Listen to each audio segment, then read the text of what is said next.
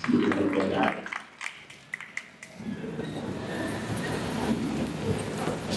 mapagpalang araw sa ating lahat. Good afternoon, everyone. Mga nasa likod, tulog na po ba kayo?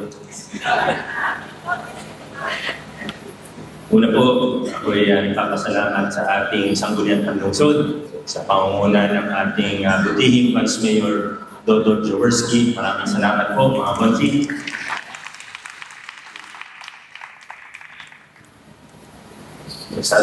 Sa totoo lang, I could not think of anyone else who could do a better job as presiding officer of the City Council. Talagang nakita po natin kung paano nag-level up ang ating Sangguniang Panlungsod sa pangunguna ni Vice Mayor Dodon Jaworski. Vice Mayor, maraming salamat. At ay medyo nagkaroon ng conflict sa schedule.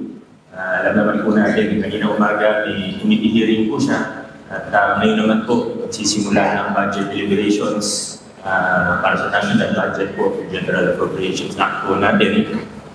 Kaya nauna na po siyang nagbigay ng mensahe kaninang umaga. Talagang pinilit niyang makasama tayo sa flag raising ceremony kaninang 6:30 AM. Dahil kung di daw siya makarating ngayon, baka daw may mag-intriga kung bakit wala siya. Kaya talagang punta siya kaninang umaga. At papanggitin ko pa rin dahil ako po'y taos pusong nagpapasalamat sa ating mahusay na Congressman Roman Romulo.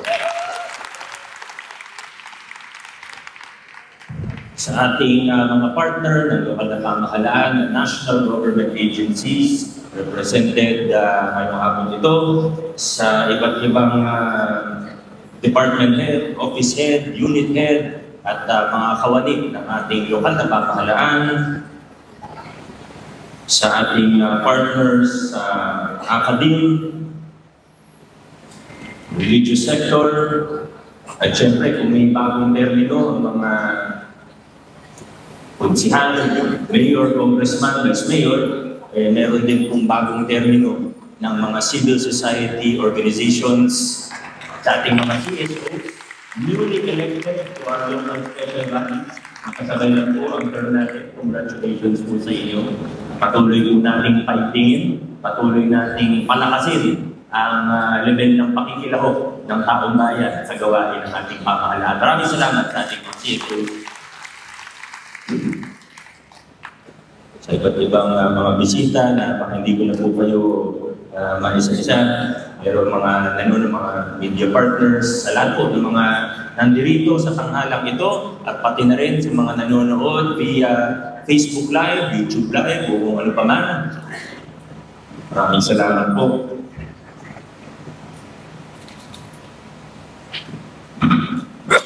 Excuse me po. Noong 2019, ay unang alam ng karamihan o halos lahat dito po sa tanghalan, sinimulan po natin ng isang journey tungo sa mas mabuting pamamahala. Naglinis tayo ng pamahalaan, nagreforma tayo ng procurement. Long story short na po, di ko na po masyadong i-detalye. Alam niyo na naman po kung ano ang nangyari. Alam niyo po kung ano yung mga napagtagumpayan natin, mga dating sinasabi na imposible, ginawa natin posible at pilit nating nakamit dito sa ating lungsod. Ngayon po, 2025, fast forward 6 years later, mula 2019, nandito na po tayo. Pareho pa rin ang ating mission, pero yung mga detalye nito, paano nag-evolve, yung mga kailangan natin tanungin sa ating mga sarili, kami bilang mga halal ng bayan, bilang mga opisyalis ng ating pamahalaan, nagbabago po yung mga tanong. Kung noong 2019, ang tanong ay kung paano natin dilinisin ang ating pamahalaan, paano natin tatanggalin ang korupsyon. Ngayon, ang tanong naman po, dahil napagtagumpayan na natin ang paglilinis, hindi man 100% but a substantial amount. Ngayon po, anong gagawin natin dun sa sobra na pondo? How do we spend this money wisely, efficiently, and ultimately in a way that will redound to the benefit of the Pasigueño citizen. Tuloy-tuloy po ang ating reforma at ngayon po nakafocus tayo sa pag-institutionalize ng mga reforma para maging pangmatagalan at hindi nakasentro sa kahit sino mang tao ang mga reforma at pagbabago na napagtagumpayan po natin. Our goal is simple: for our local government unit to become stronger and better than ever before. We want to make our local government better, more efficient. We need to work faster. Sisimulan ko na po ang aking pag-uulat.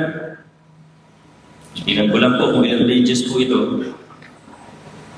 Isilang pa na.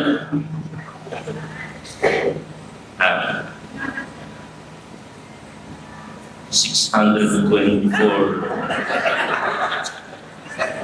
letters, 624 letters. Mas maisip po ito kaysa last year. Medyo seryoso lang po, alam naman yung bandang gitna. Medyo seryoso. Yung mga nasa likod ay okay lang po, hindi po ako ma-open. Kung kumikit po na kayo, huwag lang po kayong ihilig. Economic development and better revenue generation performance. Medyo may echo po, sounds. Still focusing on the ease of doing business to make it easier for business people to do business in the city of Pasig. Buong implementasyon ng EBOS, or ang ating business one-stop shop, end-to-end digital business permit processing system, mula po ito sa form na online na, hanggang sa pag-upload ng mga dokumento, hanggang sa pag-issue ng electronic permit. Napagtagumpayan na po natin ito at muli po tayo ay finalist. Hindi ko alam po ilang taong consecutive na, pero muli po tayong finalist ng Philippine Chamber of Commerce and Industry para sa most business-friendly, highly urbanized city. Tuloy-tuloy din po ang suporta natin, hindi lang sa malalaking negosyante, pero kundi lalo na sa ating mga micro, small, and medium enterprises, yung tapat loan sa tulong ng ating City Council. Sa lahat naman po ng sasabihin ko, sa tulong po ng City Council, tinaasan po natin yung mga loans sa ilalim ng tapat. Tuloy-tuloy po ang empowerment natin sa maliliit na negosyante. 23 million na po ang na-disperse natin, more than 2,300 loanees. Tuloy-tuloy din po ang pag-promote natin ng mga produkto Pasigueño gaya ng nabanggit ni Vice Mayor Dodot kani-kanina lamang. Mga kooperatiba po natin sa pamamagitan o sa tulong ng ating Co-op Development Office at ng ating Co-op Council, we have seen commendable growth of our cooperative sector.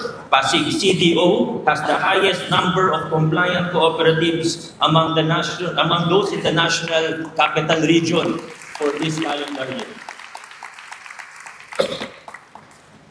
Hirap umupo dito sa microphone na ito, hindi ako makaiwas. Revenue generation efficiency, ito mahalaga po ito. 2024, we once again achieved significant financial growth. Total operating income po natin is 17.2 billion pesos, reflecting a 10.96, almost 11% growth. Yan pala po kung gumagana yung PowerPoint sa likod ko. Kita nyo naman po, hindi natin isa-isahin yung mga numbers na yan.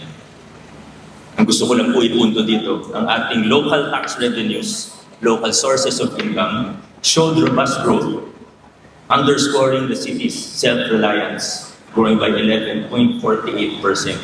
Sa buong Pilipinas, tayo po ang number 2 LGU pagdating sa ratio of local source revenues to total operating income.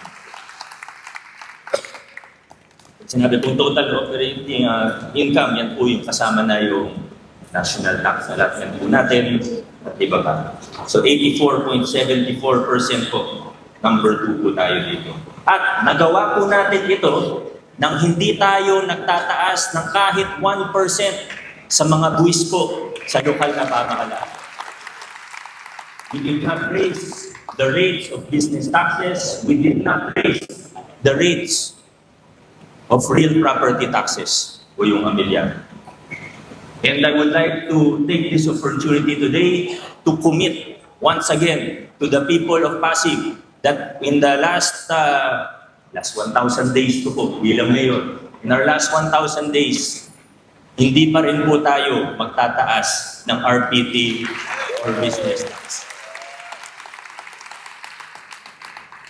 Yung sa Amilyar, dahil sa RP Bara, para sa mga nakakaalam, maaaring magtaas tayo ng tawag dito, pag-assess natin, baka magbago yung assessment natin. Pero magbababa tayo ng rates para ganun pa rin po yung babayaran ng ating mga taxpayers. Sabi ko, inunahan ko lang po para hindi po magpanik ang mga gabayan ng buwis. Sabihin, assess value, biglang tumaas. Bababaan po natin yung assessment rates para relax lang po tayo. Kita-taas yung binabayaran natin. Yan po yung mga nakaupukan na dito. Mga kasindero po ito, kaya yun po talaga yung unang tinatanong nila. We're also pursuing various tax cases para sa mga ito yung mas mayayaman, na ayaw magbayad ng tamang buwis. Hindi na natin kailangan magbanggit ng pangalan. Kilala nyo na po kung sino yung number 1 dito. Administrative remedy of garnishment for the first time in our city's history, sinubukan po natin gawin. We have exercised the administrative remedy of garnishment for the first time pursuant to the collective efforts of the City Treasurer's Office, Admin Office, and other offices for the collection of delinquent local business taxes due to the city. So, nung sinubukan natin, hindi ganun karami yung pera na sa loob ng bank accounts. Siguro a little less than 100 million yung naabutan natin so far. Nag-garnish po natin sa bangko. Billion kasi yung utang, pero at least, so okay na sa zero. Tapos ipapursue natin yung kaso. Pag nakolekta po natin yung mga utang sa atin, mga ninakaw sa atin, tayo, gano'n pa. Yung kasunod na building natin para sa City Hall compound, doon pa lang sa uncollected taxes, pag nakolekta natin, yun na po yung gagamitin natin. Ganun ka na kayo. Next, competent and capable human resources. The lifeblood of any organization, since HR, alam niyo na po yung programa natin sa mass regularization. Isa po tayo sa ilang ahensya siguro ng pamahalaan na mas marami yung permanent or regular employee kaysa sa job order and casual combined. Transparency, participation, and accountability, and strict compliance to standard processes, starting with planning and budgeting that we take seriously. Kasama po kayo dyan. Kayo rin naman po, ating mga barangay officials. SK officials din pala, kasama po tayo. Over the last 4 years, the City Development Council, which many of you are a part of, or have been a part of, or will be a part of as a participatory body, has made significant strides. Hindi ko na po i-detalyo ito, pero kumbaga, nagle-level up po tayo rito. Pinakikilala rin natin ngayon ang participatory governance, hindi lang po sa city level, kundi pati sa barangay level. Meron na po tayong 8 barangay na nakasama na sa participatory barangay development planning. Maraming salamat po dun sa unang 8 barangay at sa mga iba pang nag-express na rin ng kanilang intensyon o commitment para sumali po dito. Alam kong experimental po ito, hindi siya ganun kadali. Extra effort po, kailangan extra na trabaho kung tutuusin. Pero kung gusto po natin na magtiwala sa atin ng taong bayan at para gumanda rin, maging mas efficient ang ating paggogobyerno, tingin ko napaka-importante po nito. Kasabay sa pagbibigay ng taong bayan ng bagong mandato sa administrasyon, and po ang ating CSOs, at syempre, kasama po dyan ng institutionalization sa tulong ng ating City Council ng accreditation process and selection of CSO representatives to the local special bodies. Next, institutional integrity. Sa paggogobyerno, we measure progress not only by infrastructure or what we physically see, but also with the institutions that we build that should stand the test of time. procurement reforms, merit-based personnel selection and promotion, anti-corruption efforts, planning and budgeting, at iba ba. Tungo naman po sa data-driven governance at pati na rin sa tinatawag na smart city approach. Successfully, we have integrated Pasig Pass, which started out as a contact tracing hub, with the national ID system. Makakatulong po ito dahil mababawasan yung mga peking account, we will eliminate fraud, and this will enable us to deliver services better and more efficiently to the people of Pasig. Maraming salamat sa PSA. Sa ngayon, sa 105,000 Pasigueños na po ang may verified account. Ibig sabihin, sigurado na po ang account na ito, nakalink sa national ID. Hihikayat ko po ang lahat, mga barangay captain po natin, barangay officials, iparegister na po natin ng lahat ng ating mga constituents at sa mga nanonood. Gawin nyo na po ito para makakuha po kayo ng pamaskong handog po natin. Pero hindi lang pamaskong handog, ano? Sa lahat ng serbisyo, i-integrate na po natin ito. The different sectors, better services for Pasigueños of all sectors, product of strong fundamentals, as we have discussed earlier, social services and inclusive development. Para sa senior citizens, unang-una po sa lahat. Ito ako si Councilor Eddie kung nabanggit po ang senior citizen. Siyempre, nandyan po ang local senior pension na padagdag ng bilang ng mga beneficiaryo at sa 23,810 na po ang kabilang sa LSP. Yung expansion, para sa mga nagtatanong, para dun sa 4,000 and below na SSS, inaantay lang po natin yung MOA sa SSS para sigurado po na tama yung mga deklarasyon, tama po yung kung sino yung dapat mabigyan. SSS po yun. Follow-up sana. Yung sa octogenarian, nonagenarian, and centenarian po natin, excuse me po. Nilunsad na rin po natin yung birth month health check-up para sa mga senior citizens. Nilunsad na rin po natin ang Magoforo Elderly Care Facility in partnership with JICA and INVIC. Para naman po sa persons with disabilities, meron tayong MOA with the Pediatricians Educational Development Support Group ng Medical City para sa developmental assessments ng mga indigent, ng mga kabataan, ng may disabilities at para sa iba pang talagang ito yung nakita nating challenge natin. The PWD Welfare Code, Continuous Welfare and other support programs for persons with disabilities, and for our social pension for bedridden Pasigueños, sa bago nating programa, nakapag-identify na tayo ng 364 bedridden PWDs or bedridden Pasigueños na target po natin na before the end of the year ay mabibigyan na po sila ng unang 1,500 nila para sa social pension for bedridden citizens. Pagdating po sa employment, let us take a look at our PESO office numbers.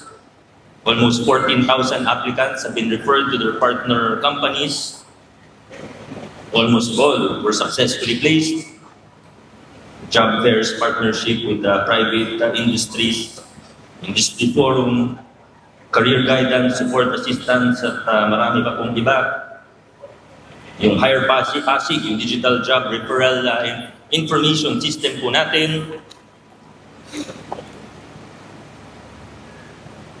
The work on protection of children and the fight against VAUSI.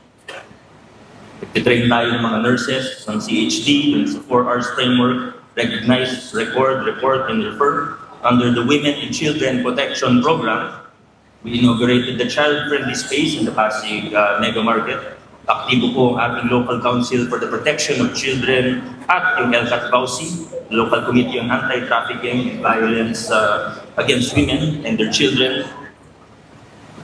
Meron tayong bagong Population Development Office. Councilor Cory, maraming salamat po. An initiative that reflects our belief that sound planning begins with our understanding of our population or of our people. Education and youth development. Yung scholarship program po natin, taon-taon ay lumalaki. Yung regular scholarship po natin, last school year, nasa 24,000. This 2024 to 2025 school year, nasa 25,000 na po. Pero yung pinaka-highlight po natin ay hindi yung regular scholarship program, kundi yung paglaki ng ating Pag-asa Scholarship Program. Ang brainchild ng ating Vice Mayor. Nagsimula po tayo, trial season, o trial school year, nasa 400 lang po ang ating beneficiaryo. Medyo marami na rin po yun. Pero ngayon po, this school year, nasa 3,000 na ang Pag-asa Scholars natin. Tuloy-tuloy din po ang taon ng pagbigay po natin ng internet connectivity allowance sa 142,000 public school students and to their teachers, provision of high school quality items. Na dito rin natin makikita yung sinabi po natin na unang-una, ang focus natin ay ang paglilinis ng ating pamahalaan, paglatag ng pundasyon sa mabuting paggogobyerno. Ngayon naman po, pinag-uusapan na natin ay efficiency, innovation, how we can do better. May kita po yan sa school supplies. Previous years, nag-focus tayo na makasiguro tayo na malinis ang proseso, maayos ang ginagawa natin. Dekalidad ang mga dumarating. Ngayon naman po, mapapansin po na mas napapaaga na yung pagdating ng mga school supplies sa ating mga paaralan para sa mga estudyante. Malayo pa po siguro sa perpekto, pero makikita po yung progreso. Hindi lang sa maayos yung dumarating, pero corruption-free, maayos, dumadaan sa tamang proseso. Ngayon naman, pabilis na ng pabilis din.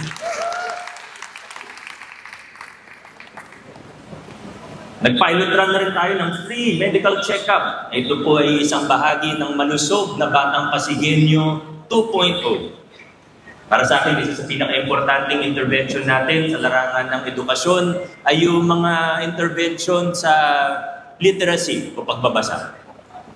Yung summer reading camp natin, nakita na epektibo. Sa 1,250 learners itong nakaraang reading camp, 61% yung score average bago magsimula ang camp. Pagkatapos ng camp, nasa 80% ang kanilang post-test. Importante po ito. Kailangan po natin sa school na ang pinaka-importante ang pagbabasa, literacy.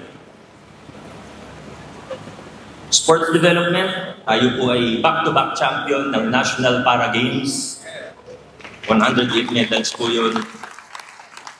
Noong nakaraang Batang Pinoy National Championships, tayo po ay naka 276 medals at kinilala bilang best performing local government unit.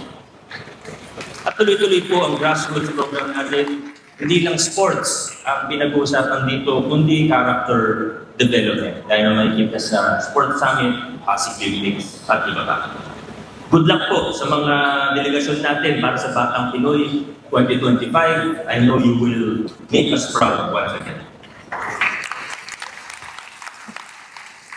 Sa ating pamantasan ng lungsod ng Pasig o sa ating inang pamantasan sa PLP, patuloy ang pagpapataas ng kalidad ng edukasyon sa ating pamantasan. All 12 academic programs of the PLP have received their certificates of program compliance from CHED. Congratulations, PLP! Marami rin tayong iba pang sa totoo, ng haba ng listahan nila ng accomplishment. Pero siguro dalawang highlight na lang sa nursing, yung sa 50 to 99 examinees category, dahil 100% po tayo, number 1 tayo. Category lang ito. College of Education, maganda rin po ang pinakita. Sa 100 to 299 examinees sa category, tayo po ay top 6 with a 93% passing rate. Nalalakas din natin ang ating ECCD program, lalo na may mga bago yung batas ni Bong Roman na implement na po natin. Gumawa tayo with private child development CDCs, child guidance centers, at meron din tayo mga financial assistance to children enrolled in accredited private learning institutions. Youth development. Ito po ang ating mga SK, pamumunan ni SK Fed friends, AC Vistillas, we support our youth leaders so that they will be able to lead with integrity. Sa ating mga SK officials, alam po hindi madali. Usap tayo nung nakaraan. Pero alam ko rin po na kung gugustuhin natin, ay kakayanin natin.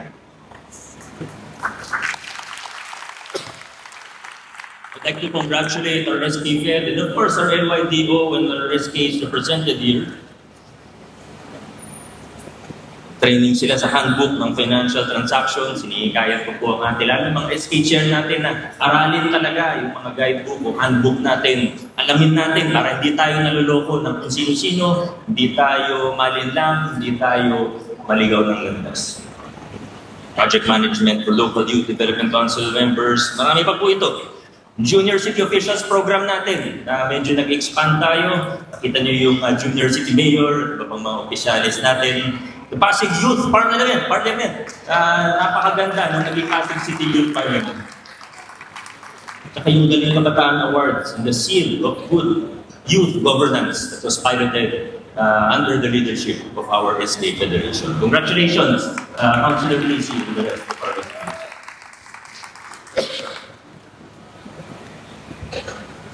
Sa TechVoc naman po,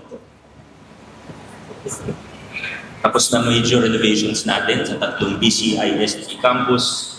Meron tayong Pasig City Skills Development Office. Pinagsama-sama po natin yung mga TechVoc sama ng BCLT, ng livelihood para mas malakas at mas ma-streamline po natin yung mga opisinang ito.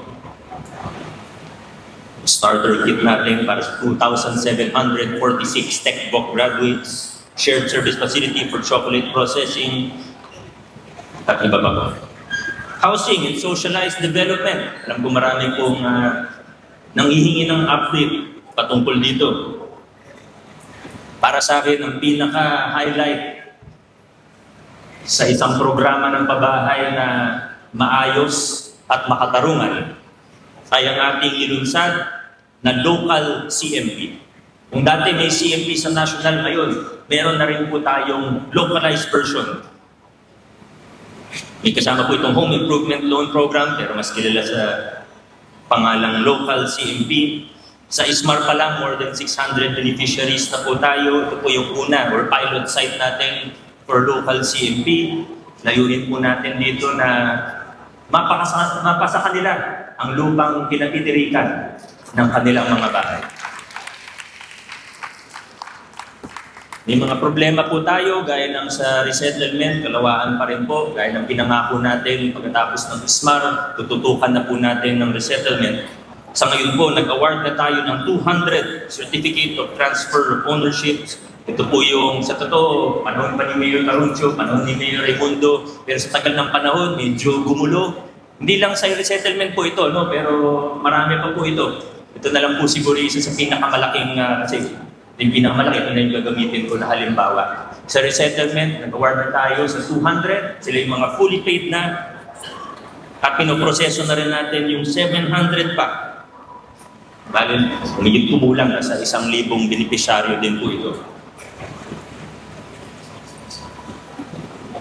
Itong nakaraang linggo lamang, ginawa din natin ng certificate as beneficiary sa 76 na residente ng Villa Antonio sa Barangay Bambang naman.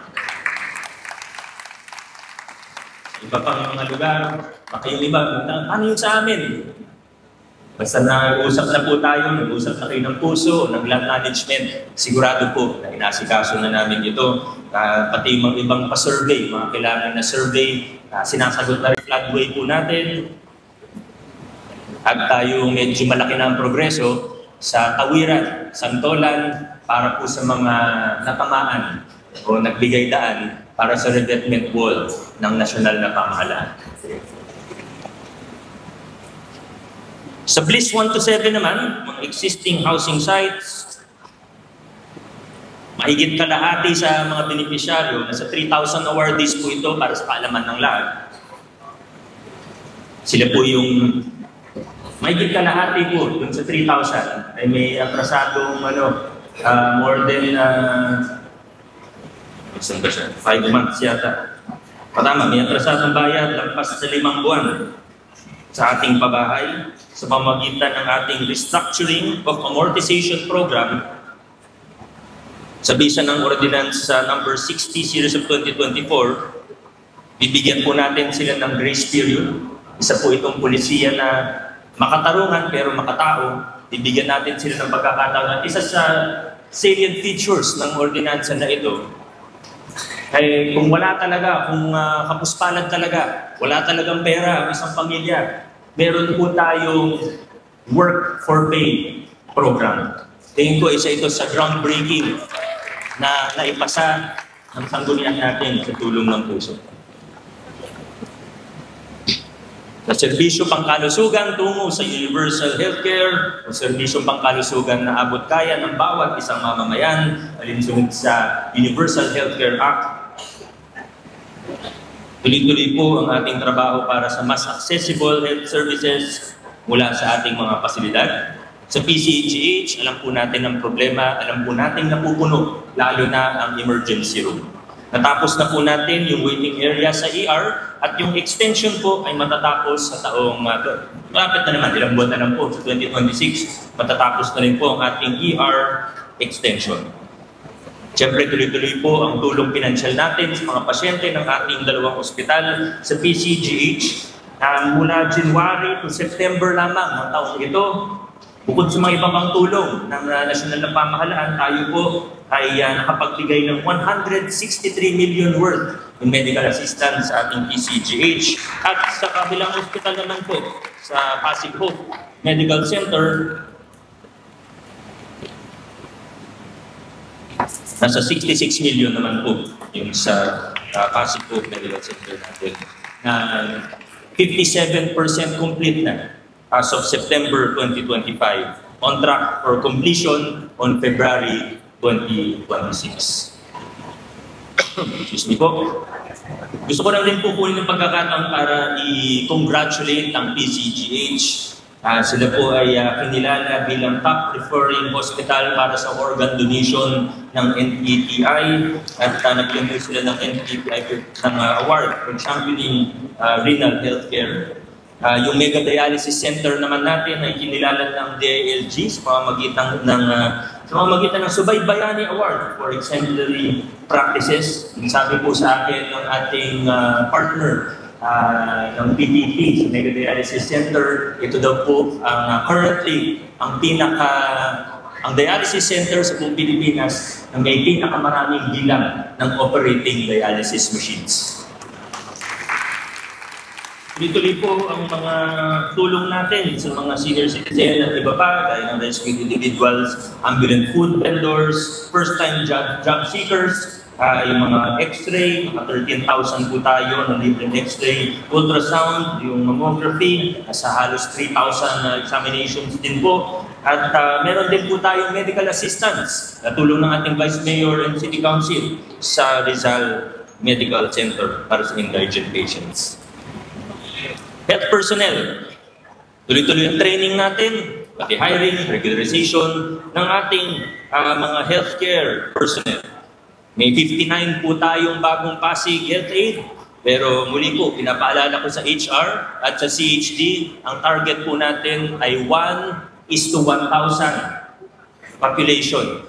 Ibig sabihin, 1 Pasig Health Aid for every 1,000 Pasigueños. Para talagang ginalang nila, mga nasasakupan nila, mas makakapag-ikot sila ng maluwag, mas madali. Pati yung mga follow-up, yung mga check-up, mas madali po natin gagawin, mas efficient ang ating mga health aid. Tuloy-tuloy po tayo magtatrabaho hanggang maabot natin yan.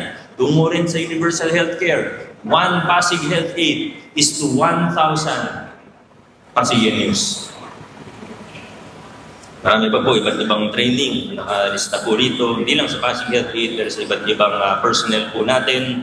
Marami sa mga programa ng health, sa totoo, hindi natin nababanggit pag State of the City Address. Yung pag-accredit po natin sa mga PhilHealth programs, yung mga ginagawa natin sa HIV/AIDS, geriatric care, hospice home care, yung sa NCD, non-communicable diseases po natin, yung 3 additional insulin sites po natin sa pinagbuhatan may bunga at karangalan para dun sa nangailangan ng insulin, national tuberculosis control, sa sanitation, nutrition, pero yung sanitation and nutrition, kailangan po ng special mention.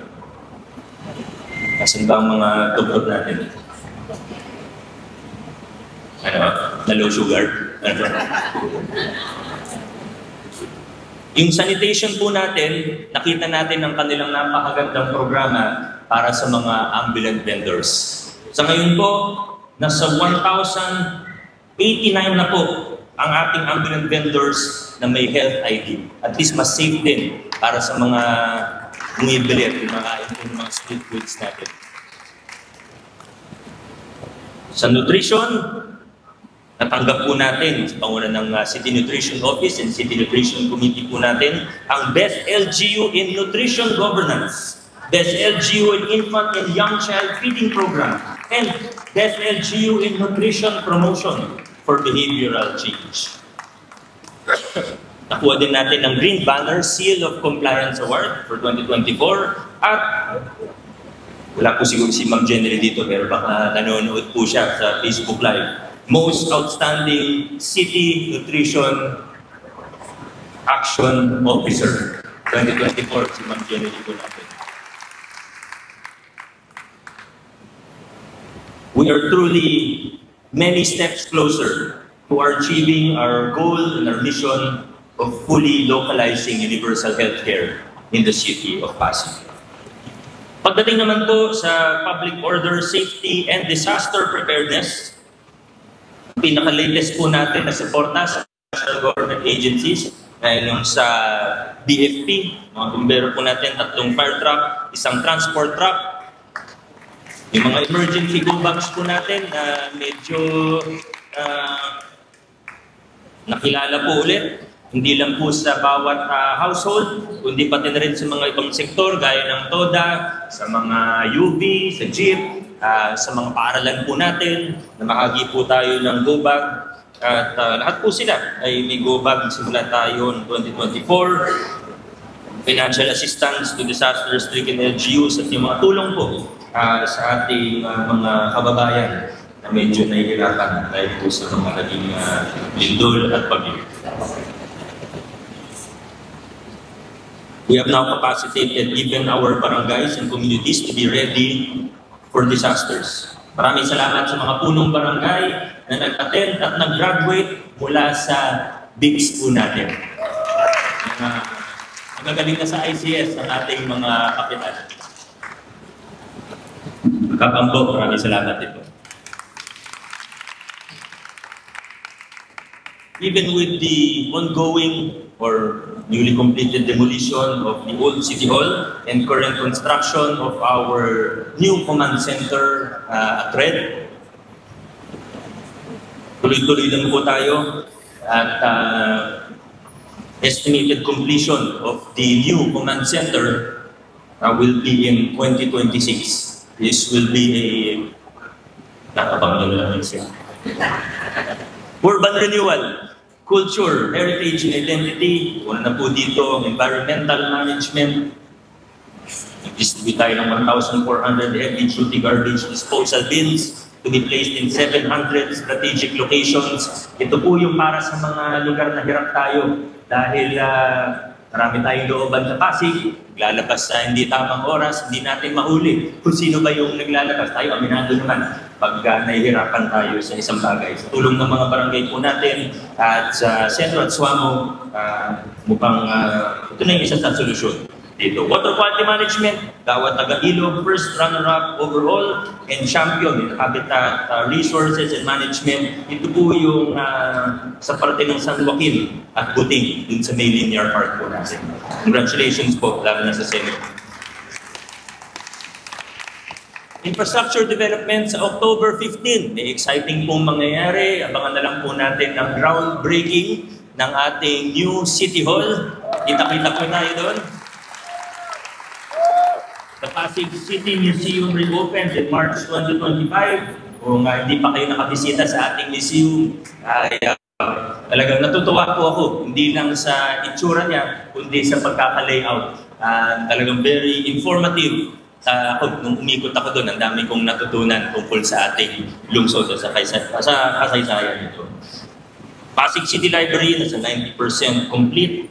For soft opening na po, malapit na. Ang may bunga rainforest, kanina sa flag racing, ay siguro nakita po ng iba, nakatanggap po tayo ng Pearl Award. Hindi ko alam yung exact na pangalan, pero isa sa sustainable tourism sites sa buong Pilipinas. National Award din po ito. Congratulations sa ating may bunga rainforest park. Pero siguro pagdating sa usaping infrastruktura, isa sa pinaka-importante pag-usapan natin ay ang binubuo po natin o ang binabalangkas po natin na flood control and drainage master plan. Hindi na po takti-takti, hindi na po tatalo yung mga nagde-design sa iba't ibang lugar, mula national program hanggang barangay project, kailangan na mag-uusap-usap na at gagawa tayo ng parabang menu na ito yung mga problema, ito yung mga solusyon. Kung may gagawin tayo, dito na lang tayo pipili. At pag-aralan talaga. Tapos na mga panahon, nagagawa ng dalawang drainage na magkatabi, pero yung level hindi nagtutugma, kailangan gawin ulit. Gagawan ulit ng panibagong project. Tapos na yung ganon sa lungsod ng Pasig. Maayos na po tayo at this year matatapos ang ating flood control and drainage master plan. Nasa 80% na po tayo. Hanggang early next year siguro pinaka-late na po yan. At kukunso na po natin siyempre ating mga barangay po dito. Yung transport master plan, ganun din. At yung maganda dito, nag-uusap din po yung mga gumagawa ng drainage master plan at yung transport master plan po natin. CTD po, engineering, at lahat po ng mga ibang opisina na involved po dito. Para sa mobility, meron tayong ginagamit ngayong tool for better transportation planning para hindi tayo nanguhula. Kasi alam niyo, pag nasa gitna tayo ng intersection, ang daling mag-suggest, ang daling hindi na natin marunong, ang daling kahit naman ako, di ba, pag nasa daan, sabihin ko, hindi, pwede ito, dapat ito yung priority, dapat ayusin natin. Madaling mag-suggest, madaling mag-theorize, madaling na anecdotal, pero kailangan talaga nakapase sa datos, lalo na ang Pasig ay wala, gitnang-gitna tayo eh. Alam naman po natin, totoo ito. Kaya ginagamit natin yung SIRMO by Mobility Vision Plus. Gumagamit po ito ng AI and this supports evidence-based planning and enhances our decision-making ability for transport and mobility development. Maraming salamat sa Mobility Vision Plus. Nakakatulong ito ngayon sa pagbuo natin ng transport plan. Yung Nagpayong Civic Complex, the site development plan has been approved. Ako talagang excited po ako para rito. For site development, we have an initial investment of roughly 50 million pesos. Sama yung kalsada, di ba ba? Na-aprobahan na rin natin yung pag-soil test ng DepEd para sa bagong paaralan sa Nagpayong. Paalala lang po sa lahat, lalo na sa mga taga-pinagbuhatan, lalo na sa mga taga-Nagpayong. Mag-iingat po tayo sa mga sindikato, yung mga land-grabbing syndicates. Hindi po natutulog ng mga land-grabbing syndicates. Lalo na yung sinasabing Rodriguez Syndicate. Pag-ingatan po natin, pagka bibili po tayo ng lupa, konsulta tayo sa talagang marunong. Gaya ng abogado, real estate broker na lisensyado. Mag-iingat po tayo. At sana ipaalala natin sa lahat ng mga kakilala natin, lalo na sa Nagpayong, na mag-iingat. Huwag basta-basta bibili ng lupa, huwag basta-basta magbabayad para sa membership fees. May mga naloloko pa rin po. Sa anti-urban blight operations with Meralco, maraming salamat sa mga residente sa kanilang pasensya dahil minsan napuputulan sila ng telco pansamantala, pero kailangan pong gawin kung hindi forever na ganyan ang ating mga wire, puro spaghetti po ang ating mga wire. Nakapag-clearing na tayo ng 28,800 linear meters of spaghetti wires. Ganun po karami yun at marami pa po na kailangan na ayusin pa. Sa mga drainage and roads po natin, new drainage lines completed, 13,000 718 meters or 13 kilometers. Length, laging normal naman yan. Asphalted roads. Yung makapag-asphalt overlay tayo, more than 3 kilometers, 3,298 meters po ito. Yung maintenance, 6,700 meters or more than 6 kilometers. And yung plastic markings yung tuloy-tuloy rin po yan. Ipa-flash na lang po sa likod ko yung mga listahan ng mga hindi yata kumpletong listahan ito, pero pagpasensyahan nyo na po ilan sa mga highlight lang ng ating engineering department. Meron po dito budget message. Babasahin ko doon. Huwag na. Hello pa lang sila. Mga konsi, meron po akong budget message sa inyo. Basahin nyo na lang po para okay lang. Konsi, basahin ninyo ha. Pagka nag-breakfast tayo sa Lunes. Hindi, subsidize kung binasa niya talaga.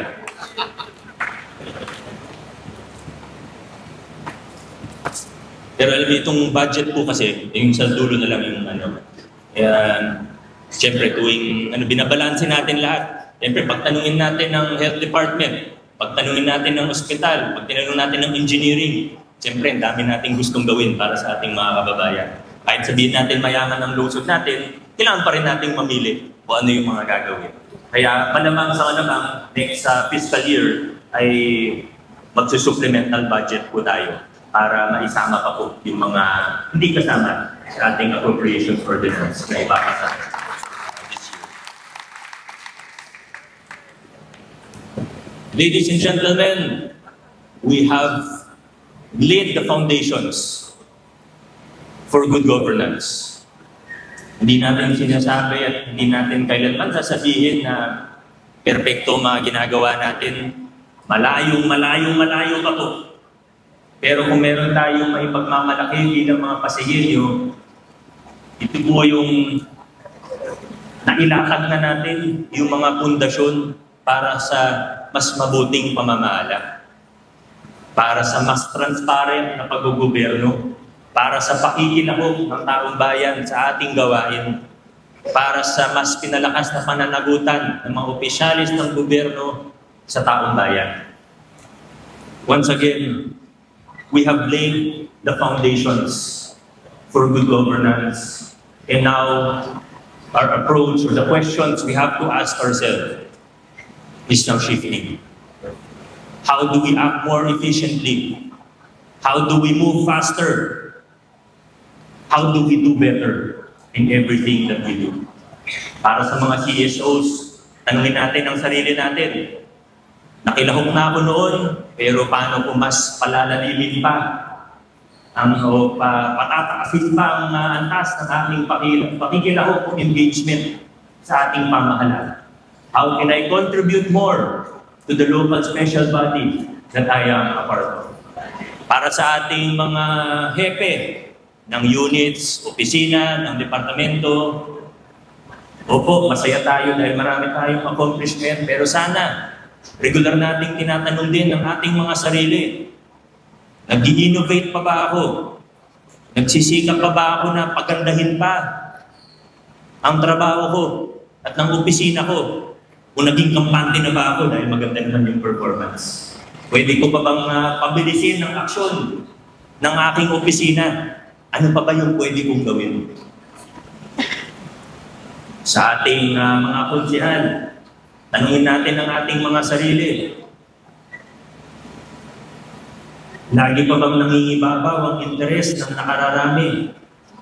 O nakahaluan na ba ng masyado ng politika ang aking mga desisyon, ng mga pulisiya na aking sinusulong? Sa ating mga barangay officials, sama na po natin yung SK, pero lalo na sa ating mga barangay officials, tanungin po natin ang ating sarili. Nakikiisa pa ako sa pagpapatupad ng mabuting paggogobyerno o gumagamit pa rin ba ako ng financer at hawak ko yung pera ng barangay? Ito na po yung mga kailangan natin tanungin sa ating mga sarili. Mula 2019, Nagpakilala tayo ng matitinding pagbabago. Muli po, marami sa ginawa natin ay sinabi noon na imposible, na hindi mo magagawa yan, na hindi nyo kayang gawin yan. Pero napagtagumpayan po natin.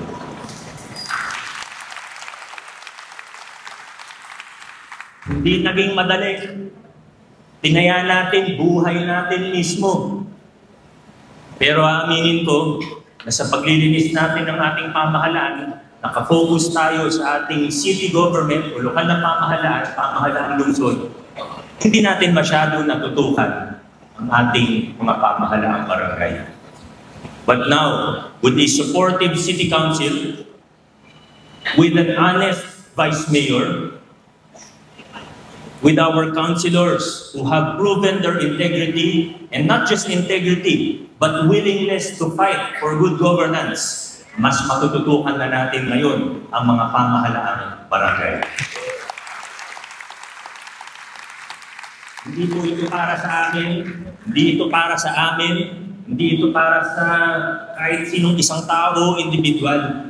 Ito po ay para sa lungsod natin, para sa mamamayang Pasigueño, at para na rin sa mamamayang Pilipino. Ginagawa natin ito para sa kanila. Sa gitna ng lahat ng kontrobersiya, sa lahat ng problema na hinaharap ng ating bayan, sana po pare-pareho po tayo na nagdurugo ang puso.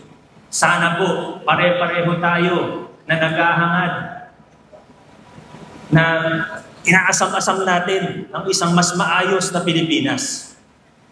Kung tayo tumingin sa masyadong malayo, ayusin muna natin ang nasa bakuran natin. Ayusin muna natin kung ano yung nasasakupan natin. Hinihikayat ko po ang ating mga barangay officials. Mag-ayos-ayos na muna po tayo.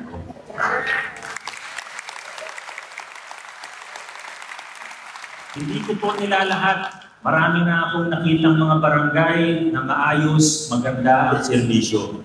Pero wag na rin po tayo maglukuhan. Marami sa mga opisyalis natin sa barangay, alam na po natin kung ano ang ginagawa. Huwag kayong magmamalaki sa akin na malakas kayo kay GOA Commissioner Lepana.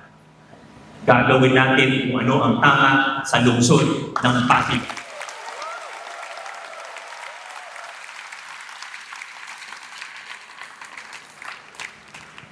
Akala nyo, hindi ko alam. Mga sinasabi ng iba, sagot ako ni Commissioner dahil yung tao niya, siya yung nagpa-finance. Huwag na tayo magtumpik-tumpik pa, yung anak niya. Nagpa-finance, mga barangay, at sa SKs. Enough is enough. We will stand up for what is right in the city of Pasig.